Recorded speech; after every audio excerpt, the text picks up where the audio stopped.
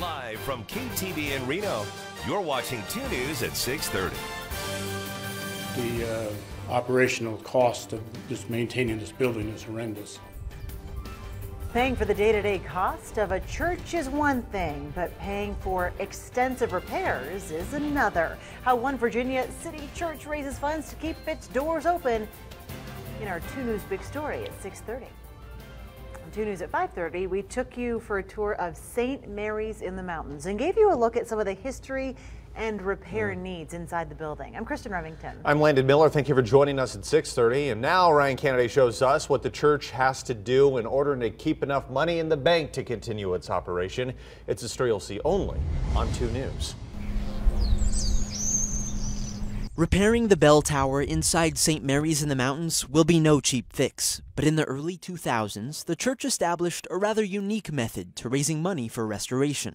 This is a Pinion Rosé. We have 4 varieties. Proceeds from the wine were kept aside, and then they were used as matching funds to when we applied for grants to do the major seismic retrofit on the building in 2008 and 2009. The Mad Monk wine, named after the monks who came to Virginia City in the 1950s to restore the church, is made in Napa, but sold in a wine cellar alongside the church's museum. Together, the two tell a rich history of St. Mary's in the Mountains while also creating a bright future by generating revenue from sales and donations. It adds to the day-to-day operation of the church for the funding of the cost. St. Mary's in the Mountains' primary role is, of course, to serve as a church, but over the years, it's really become an economic driver for Virginia City. We had people from 60 different countries down here last year, all 50 states. It's amazing where the people come from.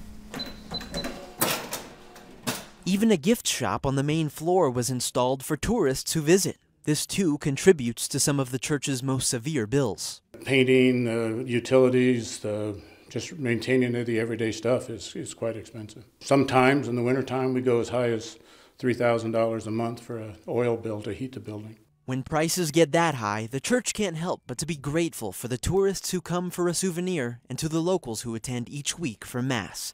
Covering the story from Virginia City, Ryan Kennedy, 2 News.